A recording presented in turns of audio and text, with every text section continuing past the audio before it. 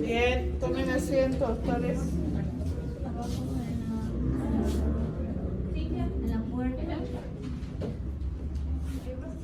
Perfecto.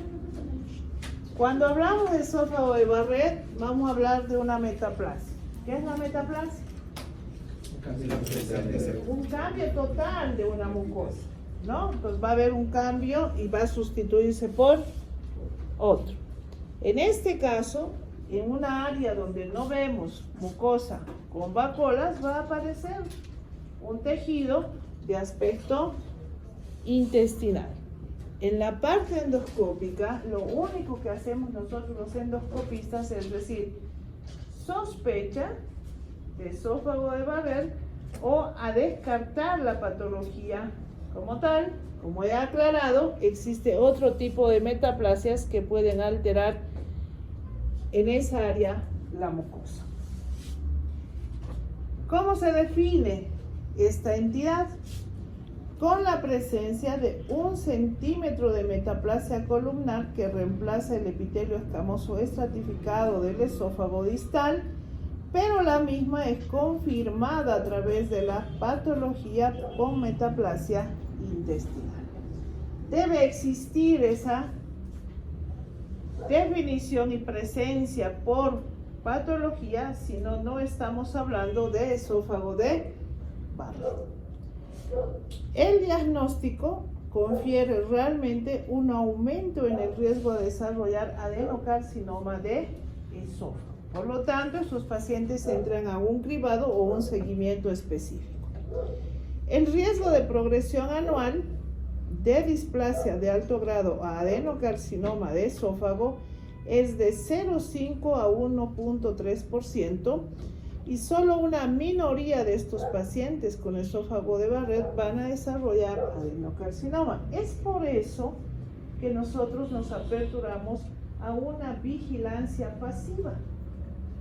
¿De acuerdo? ¿Qué quiere decir? Que cuando el paciente tiene displasia no enloquecemos, no le decimos, no vaya, opérese, que el oncólogo. ¿De acuerdo? La posibilidad es baja, pero son pacientes que deben quedar bajo vigilancia.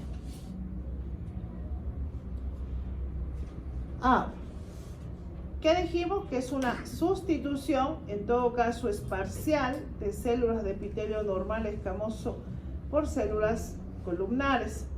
Esto va a ocurrir exactamente en la unión esófago-gástrica proximal. Evidentemente, el diagnóstico no solamente va a requerir la descripción, sino también su confirmación, y la terminología usada por el endoscopista va a ser solo como sospecha. Ahora, los síntomas de reflujo son un factor de riesgo para el desarrollo, evidentemente, del esófago de Barrett, aunque las personas diagnosticadas no siempre tienen antecedentes de reflujo. Y solo una minoría de estos pacientes con ERGE van a llegar a desarrollar esófago de Barrett.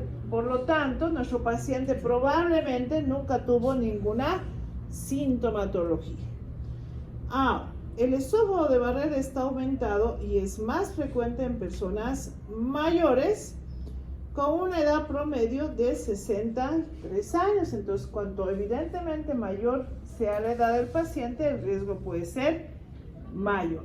La relación entre varón-mujer es de 1.96 a 1. ¿Qué quiere decir? De cada 1.9, casi 2 varones, una mujer también puede desarrollar esófago de Barrett. ¿Cómo llegamos al diagnóstico?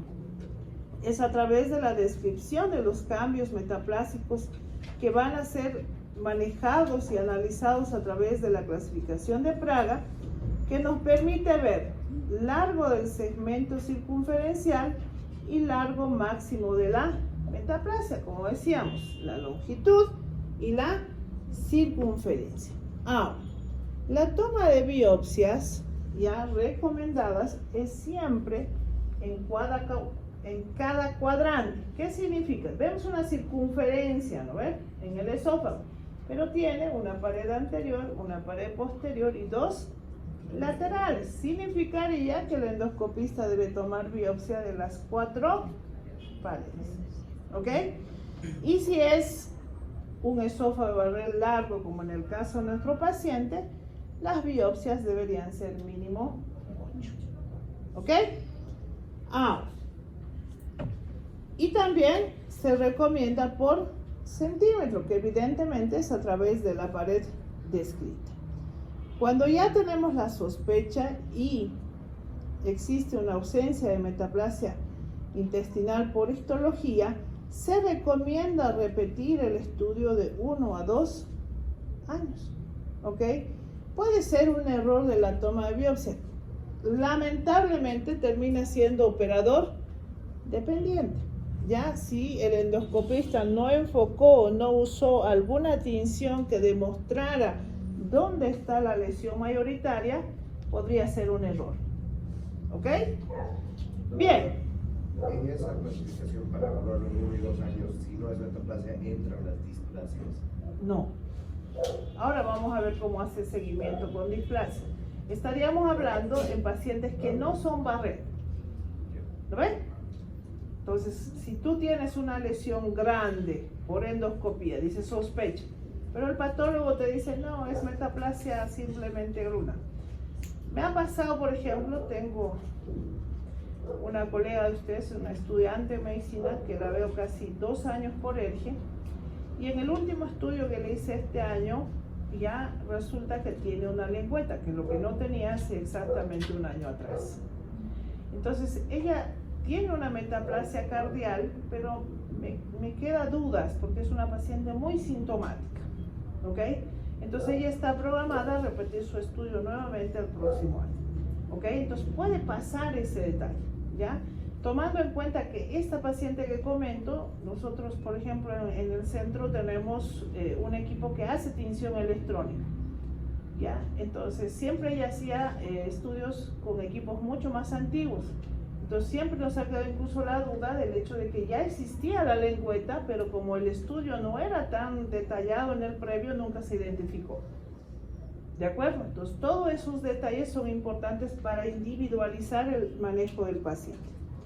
Ahora, esta clasificación de Praga, como verán, no solamente identifica el detalle de las lesiones de metaplasia, sino también nos permite evaluar la hernia por deslizamiento. Entonces, ¿qué hace Praga? Mide la extensión máxima de la metaplasia y lo cataloga como M, y mide la circunferencia máxima y lo cataloga como C. Yo les decía, para tener cuál es la altura de esta lesión y cuál es la altura de esta lesión, tendríamos que hacer la resta de ¿qué? De medir de la arcada dentaria superior hasta la punta máxima y de la arcaria dentaria superior hasta la circunferencia máxima. Eso nos daría el tamaño real de esa extensión. Y para ver dónde termina la circunferencia y a qué distancia de la impresión diafragmática está, restaríamos el tamaño de esta lesión, es decir, de la arcada dentaria hasta la circunferencia, menos la impresión diafragmática desde la arcada dentaria hasta la impresión diafragmática. Entonces, en ese detalle les va a dar el tamaño real que existe de la circunferencia o la altura de la circunferencia más la altura máxima. Para lo de la hernia hiatal por deslizamiento se identifica la terminal de los pliegues. Es cuando el cardias asciende y eso te permite analizar dónde terminan los pliegues, a dónde está la impresión diafragmática, el tamaño de la hernia del paciente. Entonces esta puede variar de 1, 2, 3 hasta 4 centímetros dependiendo el daño o la apertura que tenga la cruz diafragmática que permite que el cardias ascienda. Bien, ¿quiénes deben ir y deben realizar el famoso screening? Se va a hacer a través de pacientes que cumplen criterios de alto riesgo. Entonces no lo haces a la población en general, debe ser un grupo relativamente que cumpla los siguientes detalles. Primero, que sea varón, que tenga síntomas crónicos de ERGE y 2 o más factores de riesgo para el desarrollo de esófago de Barrett o adenocarcinoma esofágico. ¿Como cuáles? Ser mayor de 50 años, ser de raza caucásica, tener obesidad central, tener una historia actual o pasada de consumo de tabaco, tener una historia confirmada de esófago de Barrett o adenocarcinoma en alguno de los familiares de primer grado. Entonces, esas 2 cosas debemos tener para considerar que el paciente debe ir a un screening, es decir, a estudios preventivos. No se recomienda el tamizaje a la población en general. Entonces, esto no es para todos. ¿Cuándo y cuáles son las recomendaciones de la detección precoz? En aquellos pacientes con ERGE crónico, no se recomienda el cribado de endoscopía para detectar precozmente el esófago de Barrett ni el adenocarcinoma, y esto tiene su explicación. ¿Por qué? Porque no todos los pacientes complican con esófago de Barrett.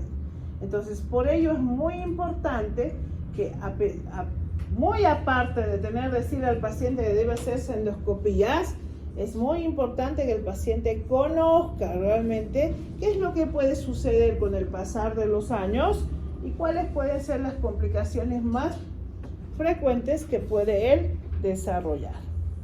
Bien, ¿cómo hacemos la vigilancia? Debe someterse a esta entidad después de que hayamos hecho realmente una recomendación adecuada del paciente respecto a los riesgos y beneficios que tiene dicha entidad. Para ello, vamos a considerar pacientes sin displasia.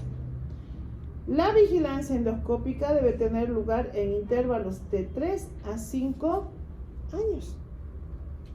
Y estamos hablando de hacer endoscopía cada cierto tiempo. Y pacientes con displasia indefinida debe repetir la videoendoscopía después de optimizar un tratamiento con IVPs en un lapso de 3 a 6 meses. ¿Qué significa? Yo puedo mandar una muestra y el patólogo puede decir tiene displasia, pero a veces el paciente con Barrett tiene esofagitis. Y cuando hay inflamación, el dimorfismo celular puede no aclarar lo que el patólogo nos quiere decir. Entonces se cataloga como una displasia indefinida. ¿De acuerdo? Eso para quienes van a ser nuestros futuros patólogos, ¿ves? Cuidado no los ponga correlacionar con la clínica, ¿no ves? Que están acostumbrados a poner, ¿sí o no? El imagenólogo que ve ahí una lesión, como no le quiere poner nombre y apellido, dice correlaciones con la clínica. Entonces, ¿para qué le hacemos el examen? ¿No? ¿Sí o no? Sí. Hay de ustedes que yo los descubra, ¿no? Bien, si mantiene la displasia indefinida, es decir, le hago control en 3 o 6 meses, ya ahí la vigilancia para este paciente es cada 12 meses, es decir, cada año. Ahora, en caso de que la displasia sea de bajo grado, confirmada, sin límites de comorbilidad, la terapia endoscópica es considerada la modalidad de tratamiento preferido, es decir, debemos escoger una terapéutica que vaya a, ya sea el retiro por resección endoscópica por mucosectomía o la quemadura de la mucosa que tiene la metaplasia, con una vigilancia endoscópica cada año también. Ahora, en pacientes con barrera y displasia de alto grado deben ser manejados con terapia endoscópica a menos que ellos tengan limitantes de vida o comorbilidades que nos impidan realizar dichos procedimientos. ¿Cuáles son aquellos? En terapia, la quimioprevención en pacientes con esófago de Barrett debe recibir una dosis diaria de inhibidor de bomba de protones. El uso de rutina de doble dosis no es una recomendación a menos que haya un pobre control de los síntomas o el paciente desarrolle esofagitis repetidamente. ¿Cuáles eran las complicaciones del uso del inhibidor de bomba de protones?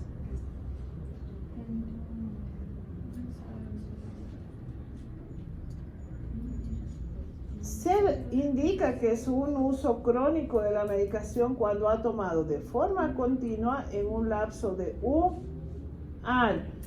¿De acuerdo? Habíamos visto cuando veíamos Energe que podíamos usar dosis plena, que serían 2 veces al día, media dosis, que es una toma al día, o pueden usar dosis pausadas, que es de dosis intermedia. ¿De acuerdo? Entonces, a considerar ello también en pacientes con esófago de Barrett.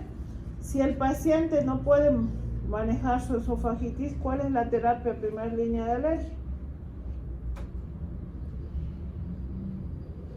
El cambio del hábito alimentario. Entonces, probablemente es mejor trabajar ello con el paciente a tener que darle medicación todos los días. ¿Lo ven? Bien. Es muy importante ver algunas recomendaciones respecto al uso de los AINES, ¿de acuerdo? En los pacientes, por ejemplo, existe, y cuando veamos cáncer de colon, en muchos trabajos que indican que el consumo de los AINES pueden evitar y prevenir el desarrollo del cáncer colónico. Sin embargo, en un paciente que tiene riesgo de desarrollar esófago de Barrett o tiene factores de riesgo, debería evitarse el uso de esta medicación. Bien, ¿cuáles son las terapias endoscópicas y por qué hablamos de manejos endoscópicos en estos pacientes?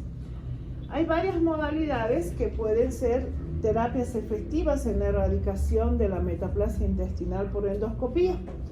Actualmente existen en evidencia 3 casos: la terapia de fotodinámica, que va a ser empleada en esófago de Barrett con displasia de alto grado; la ablación por radiofrecuencia, que también va a ser usada en la displasia de alto grado y de bajo grado. Esta última modalidad, estaríamos hablando de la ablación por radiofrecuencia, pareciera ser la terapia más costo efectiva y de alta preferencia para la mayoría de los pacientes que tienen displasia en Barrett. Los pacientes con lesiones visibles en la zona de la mucosa con metaplasia intestinal, independientemente del grado de displasia, deben ser referidos a un centro especializado que tenga el manejo y tenga la experiencia para realizar este tipo de ablación y así tener un resultado óptimo en el mismo. Actualmente se prefiere la resección endoscópica de la mucosa a la resección submucosa, dado que esta última es más difícil de realizar y está asociada a mayor complicación. Y en sujetos que van a la remoción endoscópica de mucosa y demuestren que ha habido una displasia de alto grado o carcinoma intramucoso, debe realizarse una terapia endoscópica de ablación a seguir, porque pueden existir remanentes que no hayamos podido calcular o remover durante el procedimiento. El detalle es que cuando hacemos la resección de la mucosa, no hacemos límites pues, como el cirujano, porque no nos permite el procedimiento y la dificultad de dichos procedimientos el poder decir, vamos a dejarle 1 centímetro y aquí le vamos a dejar 2, ¿me entienden? Entonces las resecciones podrían ser muy cerca del límite. Ahora, cuando tenemos una muestra tras una resección endoscópica de mucosa que demuestre neoplasia en el margen profundo, debe asumirse la presencia de neoplasia residual y considerar una terapia quirúrgica. Entonces también eso puede suceder. En estos últimos tiempos los patólogos realmente se toman la molestia de verificar nuestros bordes de resección que hacemos los endoscopistas y así nosotros entender cada qué tiempo hacemos los controles o decidimos realizar otra terapéutica. Las terapias endoscópicas de ablación no deben ser aplicadas de forma rutinaria. No es que yo tenga un paciente con esófago de Barrett, no tiene displasia o finalmente ni siquiera es un Barrett y termino haciendo ablación. Eso no corresponde, ya tiene sus indicaciones. Posterior a una terapia endoscópica exitosa con eliminación completa de la metaplasia intestinal, debe continuarse el seguimiento endoscópico para detectar la recurrencia de la metaplasia intestinal o la displasia. Entonces el paciente igual sigue siendo vigilado de forma endoscópica. ¿Cuándo deciden una terapia quirúrgica? La terapia antirreflujo no debe ser propuesta en pacientes con esófago de Barrett como medida antineoplásica. Sin embargo, esta cirugía debe ser considerada en aquellos pacientes con un control incompleto de los síntomas del reflujo. ¿Cuáles eran las recomendaciones para cuando el paciente tenía alergia? ¿Cuándo decíamos que van a cirugía? Teníamos 3 recomendaciones. Falla terapéutica, paciente joven y o solicitud del paciente. ¿Ok? Entonces, el esófago de Barrett no es una indicación anti-reflujo. ¿Estamos? Bien. ¿Dudas? ¿Preguntas, doctores? Facilito, clarito y facilito. ¿Estamos? ¿Seguro? ¿Dónde anda mi lista?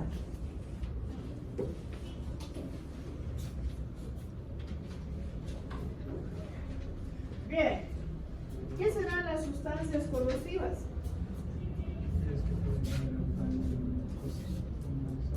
¿Cómo qué? ¿Cuáles serán sustancias corrosivas?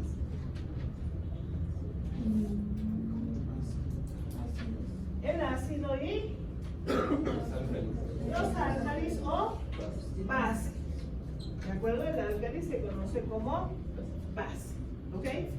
Si son sustancias corrosivas y producen daño por contacto, ¿qué lesión producirá el ácido y qué lesión producirá la base?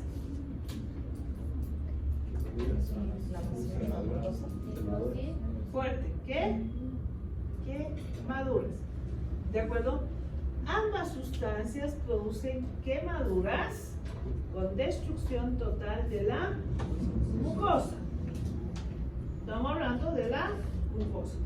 Cuando hablamos de la anatomía, yo hice una ligera reflexión de qué estructura carece el esófago. De la serosa. Entonces, al no tener serosa, ¿cuál será su primer fuente de protección? La mucosa. Si la mucosa está destruida, no tiene forma de protección. ¿De acuerdo? Ahora, ¿cuánto de saliva producimos día? De 500 a 900 cc diarios. ¿De acuerdo? ¿Cuántas bacterias y tipos de bacterias tenemos en la boca? Depende. Pero aún así ustedes hacen intercambio de bacterias. Sí, seguro que no. No, nada que ver. Pero yo Va a entrar como, usted sabe, ¿no ve? La última tendencia de estos años es que las parejas que ahora quieren formar familia hacen análisis genéticos, ¿saben, no ve? ¿no? De que tú vas a ver si es una pareja ideal, porque pues, entre medio podría traerte los genes malos, las bobas te salen mal, así que mejor no. ¿De acuerdo? Entonces hacen todo un testeo, ¿no ves? Para ver si hay riesgos o no, y finalmente hace o no, papá. ¿De acuerdo? Bien. Entonces, si evidentemente hemos destruido la mucosa y tenemos un hábito fisiológico normal de tragar, porque tragamos la saliva o algo en los pupes, la tragamos, significa que nos estamos introduciendo N bacterias diariamente. ¿Ok? ¿Dónde morirán las bacterias? En el estómago, ahí hay ácido, ahí acabó la historia, pero el esófago está antes que el estómago. ¿Qué pasará si un paciente tiene ruptura de la mucosa y encima está tragando saliva? ¿Cuál será nuestra principal complicación para el manejo de esta entidad? ¿Dónde? ¿Dónde la infección? ¿Dónde? ¿En qué lugar anatómico está ubicado el esófago? ¿Qué se llama esa zona? Mediastino. Si se infecta el mediastino, ¿qué tendremos? Ahora me cree. ¿Cuál es el índice de mortalidad por mediastinitis? Vamos, tienen celulares. ¿Cuánto es el índice de mortalidad por mediastinitis? Quiero que entiendan la importancia que es para nosotros de los gastroenterólogos que ustedes aprendan a hacer el manejo oportuno de estos pacientes. ¿Cuánto? 40, 60.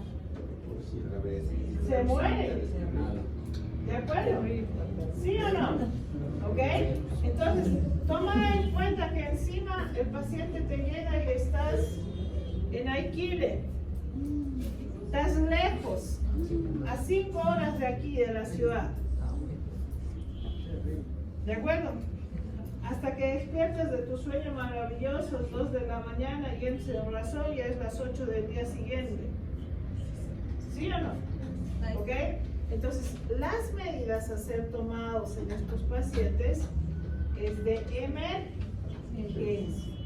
Por lo tanto, el objetivo de la revisión de este tema es que como ustedes van a ser inicialmente médicos generales, van a ir hasta nuestros primeros niveles, van a afrontar, porque esta entidad, ya, en fin de año y en septiembre, que está muy próximo, es de alta frecuencia, ¿no ven? Como aquellos muy enamorados que ya no se quieren lanzar del puente, mejor. ¿Sí o no? No lo había tomado en consideración. ¿Ustedes sabían que estas sustancias están en nuestros domicilios en cantidades industriales? ¿Sí o no? Desde la aparición del COVID, dígame, ¿en qué casa no hay lavandina? ¿Qué es la lavandina? ¿Pero qué es el componente químico? Hipoclorito. ¿Sí o no? ¿Ok?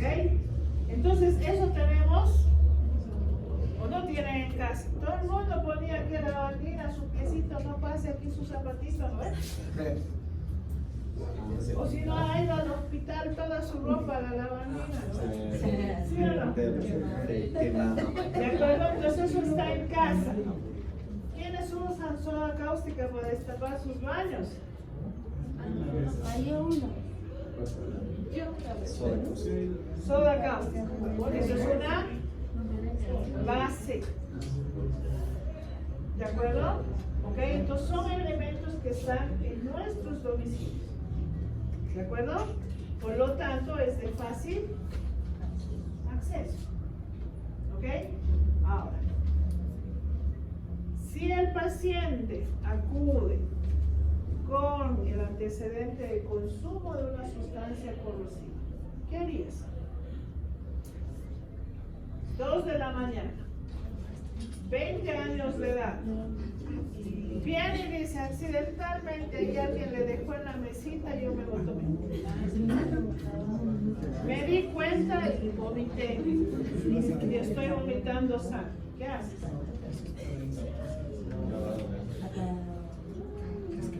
¿Quiénes harían lavado gástrico? Arriba la mano. ¿Qué ha Me han dicho que siempre ha lavado gástrico. ¿Pero qué ha tomado? Ah, Solo Sustancia corrosiva. ¿Qué harías? Le estoy diciendo a él, pero estamos en emergencia. ¿Por qué harías lavado gástrico? Si es una sustancia que hace daño por contacto.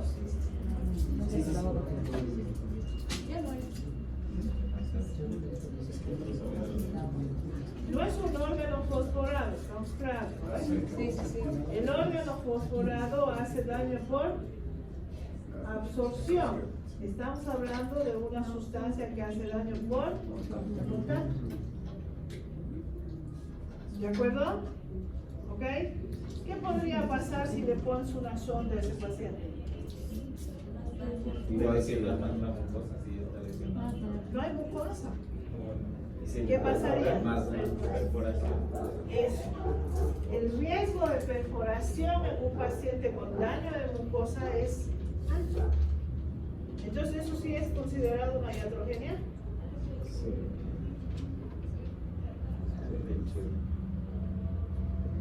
Sí está catalogado dentro de una iatrogenia, porque está contraindicado el uso de sonda en un paciente con lesión por sustancia corrosiva. ¿De acuerdo? Entonces, consideren que es muy importante ya el poder tomar la mejor decisión y conducta según las guías de manejo. ¿Ok? Miren que tengo en mi familia dos abogados y mi hermano es penalista en el área de salud. ¿Qué es lo que pasa? Ya me tocó revisar es decir, no soy auditora médica, me gustaría así serlo un futuro, pero muchas veces cuando alguna terminología no comprende, mi hermano me llama a aclarar algunos detalles. ¿Qué sucedió en una auditoría de un niño que viene con sustancia corrosiva? Terminan perforándolo al niño y el niño termina en un hospital extranjero y la familia pide el pago en la remuneración del gasto realizado. En la auditoría, evidentemente somos colegas. Todo el detalle del médico es una maravilla. Pero ¿qué pasó en la auditoría de enfermería? Nadie se percató que las enfermeras habían descrito todo lo que había hecho el médico. Entonces existía una contradicción. Mientras el médico decía que se había hecho lo correcto, la enfermera decía no, le han puesto sonda, le han hecho esto.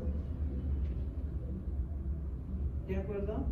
Entonces no se olvide que todo nuestro accionar está siempre siendo visto. ¿Ustedes han visto cómo redactan las enfermeras? ¿Alguien ha leído la hojita que pone? Alguna de ellas se toma la molestia incluso de decir qué tiempo permaneces con el paciente. Doctor, tantos ingresa a horas tantos a sala, sale horas tanto de la sala, pone indicación horas tanto, abandona hospital horas tanto. ¿De acuerdo? Que si yo, por ejemplo, puedo poner en mi detalle, decir, reviso al paciente, me he quedado media hora y la doña termina poniendo que yo he estado 10 minutos, entonces tengan mucho cuidado con ese detalle. Pues yo les he dicho, en el pasar de todo esto vamos a aprender conmigo a hacer la evolución, eso es importante para ustedes, van a ser futuros internos y no necesitan hacer telegramas, necesitan hacer evoluciones. ¿De acuerdo? Eso les va a aperturar a que cuando visite a un paciente, anote. ¿Ya? Me tocó afrontar un proceso que me impusieron. Les voy a comentar un pequeño relato del detalle. Yo salí de vacación un año, ¿ya? Y dejo a mis pacientes a la médico que me reemplaza. Resulta que el paciente tenía programado un procedimiento que no lo hacen ya porque yo ya no estaba ejerciendo, estaba la reemplazante, y el paciente fallece a los 4 días haciendo un procedimiento externo. ¿Ya? Entonces cuando la familia va y dice, ay, ¿cómo se murió mi familiar y todo? Se le ocurre a una de las colegas decir, sí, pues la otra ya se fue y lo dejó. ¿Me entienden? ¿Ya? Entonces vean que ese comentario, porque cuando uno lee las notas por el cual te imponen un proceso, es para llorar, porque evidentemente la colega se salvó, es decir, se lavó las manos. Pero yo les digo, si en una entidad grande, tú no programas de la noche a la mañana irte de vacaciones. Nosotros programamos anualmente. ¿Qué significa? Que cuando comienza enero del 2023, yo sé qué mes me toca salir de vacaciones. Que la norma del trabajador boliviano es un derecho adquirido. ¿Ok? Entonces tomen en consideración todos esos detalles, doctores. ¿Ok? Quiero aclarar que también dentro de nuestra formación ética tienes que saber responder por tus acciones. ¿De acuerdo? ¿Por qué? Porque tarde o temprano nos vamos a enfrentar con el problema. ¿Por qué dijo eso así, no? ¿Sí o no? ¿Sí o no? ¿Ok? Bien. Vamos a hacer la parte introductoria y queda hacer el manejo. Vamos a hacer una simulación de como si estuviéramos en la atención de un paciente de emergencia, pero vamos a ver la parte introductoria. ¿Bien? Cuando hablamos de esofagitis de causa corrosiva, estamos hablando nada más de un proceso inflamatorio a través de la realización por el contacto por sustancias agresivas, en este caso sustancias corrosivas. Generalmente en los extremos de edades o en las alteraciones mentales, las ingestas son accidentales. Pues si es un joven de 25 años,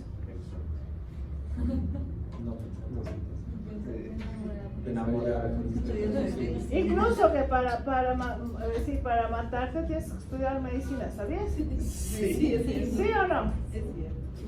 Pero no sabes ni siquiera dónde le vas a dar. ¿Dónde se cortan? Pues normalmente aquí.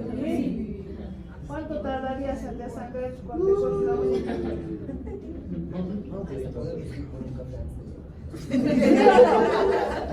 Grave, ¿no ven? Entonces ya saben, incluso que para ello deben estudiar. Dos entidades o dos sustancias corrosivas conocidas tenemos. Los álcalis, ya que van a producir necrosis por licuefacción, dañando principalmente el esófago. Es muy importante considerar cuál es la consistencia de estas sustancias. Normalmente el álcali es poco más espeso que el agua, por lo tanto el daño que se va a producir va a ser más en el esófago. Ahora, los ácidos producen necrosis por coagulación y comprometen mayormente la mucosa esofágica y gástrica. Pero yo les pongo un ejemplo: si les pusieran un vaso de limón y un vaso de leche, ¿cuál de las dos sustancias tomarían en mayor cantidad? La leche. ¿Por qué no el limón? No, ¿qué produce en la orofaringe? Quema normalmente, ¿no? Te queda una sensación de quemadura en orofaringe y ese es uno de sus factores protectores del ácido. Que incluso si fuera accidental, te das cuenta y dices, no, algo está mal. ¿Sí o no? ¿Ok? Que lo que no pasa con la base, que puedes tomar en cantidades mayores. ¿Ok? Bien. Vamos a ver la etiopatogenia porque eso es importante para la toma de algunas decisiones. Habíamos dicho que la ingesta en niños y en adultos o retrasos mentales son accidentales y en las otras edades son totalmente intencionales. Ahora, existen valores de pH que consideramos críticos. Por ejemplo, el pH por encima del cual la sustancia alcalina tiene la capacidad de producir todas esas lesiones es igual o superior a 12. Mientras tanto, el ácido, para tener que producir también ese tipo de lesiones, debe estar inferior a 4.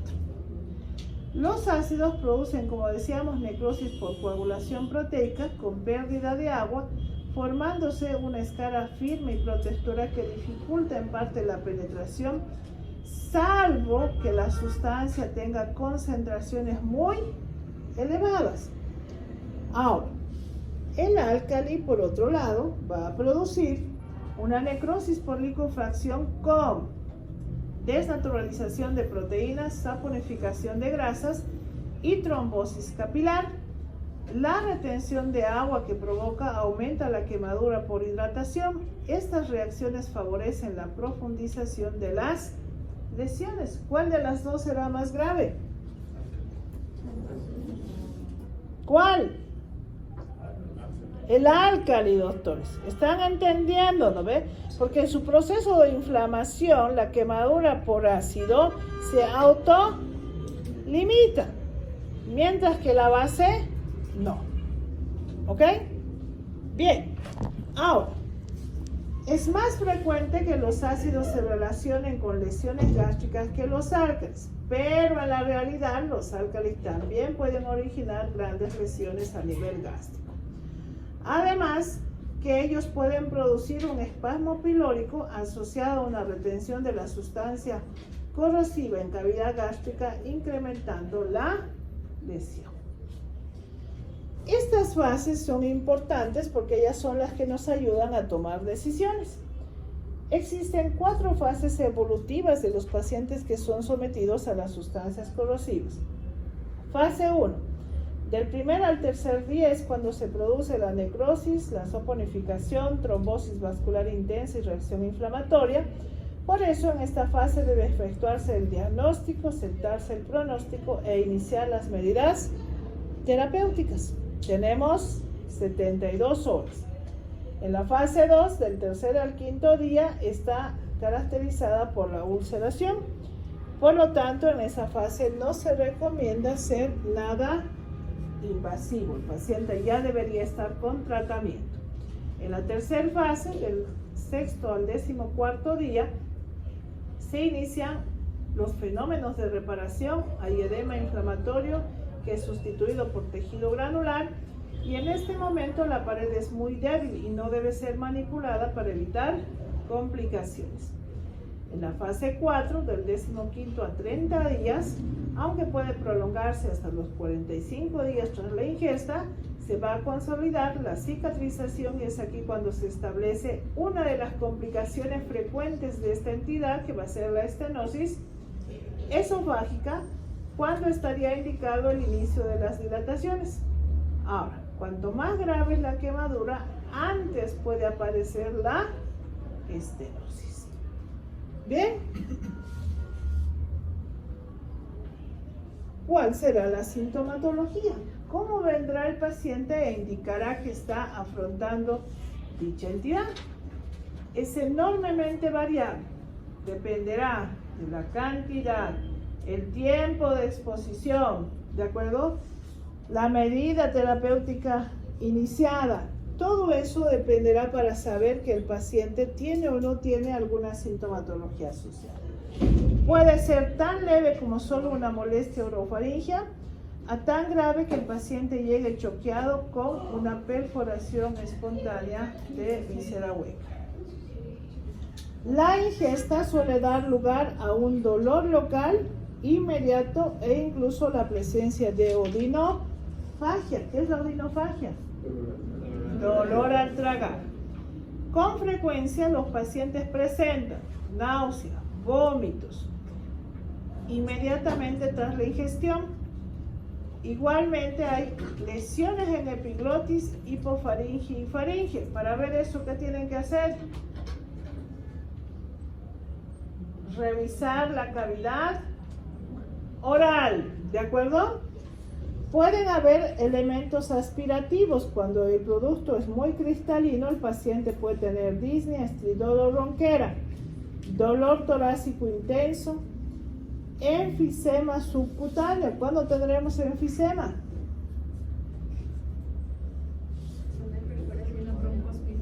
cuando hay una perforación de víscera hueca, ¿ok?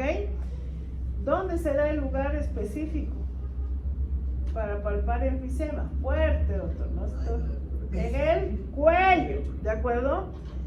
Les comento que cuando el esófago se perfora, la aparición del enfisema subcutáneo es a los 3 segundos. ¿Ya?